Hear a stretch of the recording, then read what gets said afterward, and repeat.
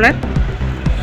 আমার স্বামী আমার সব সময় মারধর করে, কিছু মানে একটু সাধারণ ঘটনা নিয়ে আসে রে, হ্যাঁ সবসময় আমার মারধর করে, মারের দাগও আছে আমার গায়ে, মারে এমনকি চুল ধরে টানে, প্রায় সময় চুল ধরে টানবো, হাতে লাথি মারবো, যা হ্যাঁ যা ভালো লাগে এইভাবে আমার টর্চার করে, মানসিক নির্যাতন সব থেকে আমার টর্চার করে।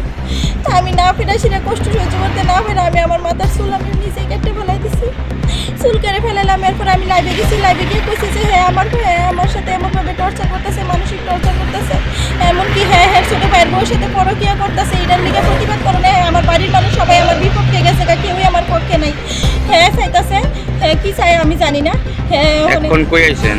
এখন আমি বিশ্রামগঞ্জ থানায় আছি, এফআইআর করছেন? এফআইআর করার লেগে আইছি। সকালবেলা ঘুম থেকে আমি উঠছি না, আমি আইলাম নইলে আজকে ঘুম থেকে উঠছি না। সকালবেলা আমার প্রদীপ দেবনাথ আর নমিতা দেবনাথ আমার বিছনা থেকে টাইন নিয়ে হেসড়াইয়া নামাইছে, নামাইয়া উঠানে টাইন নিয়ে হেসড়াইয়া নামাইয়া ফালাইয়া, তারপরে আমি একটা নাইটি পরা ছিলাম, নাইটিটা টাইন নিয়ে সিরালাইছে। তারপরে আমি কিছু দাঁড়াও না, আমি তো এইভাবে তো ল্যাংটা তো আর থাকতে পারতাম না, আমার একটা শাড়ি পরতে তো শাড়িটা পরন মাত্র দেরি আমার হেসড়াইয়া টাইন নিয়ে রাস্তার ভিতরে নিয়ে ফেলাইছে, জুতা দিয়েও পায়ে দিতে পারছি না, আমার সারা শরীরে গায়ে প্যাকেট দাগ, মাটি মুড়ি লাগিয়ে রয়েছে, আমার ভাইয়ে জুতাও নাই, কিছু নাই। কত বছর হয়েছে বিয়ে হয়েছে? আমার বিয়ে হয়েছে 2013 সালে বিয়ে হয়েছে, 25 সেপ্টেম্বর। সন্তান? বিয়ে হয়েছে, সন্তান আমার আছে? ছেলে আছে, ছেলের 8.5 বছর আর মেয়ের 3.5 বছর। এখন আপনি এফআইআর করছেন থানাতে? এখন আমি থানাতে এফআইআর করছি।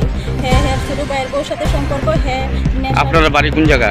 আমার বাড়ি বিশ্রাম, বাপের বাড়ি আগরতলা ইন্দ্রনগর, আর শ্বশুর বাড়ি বিশ্রামগঞ্জ বরজলা।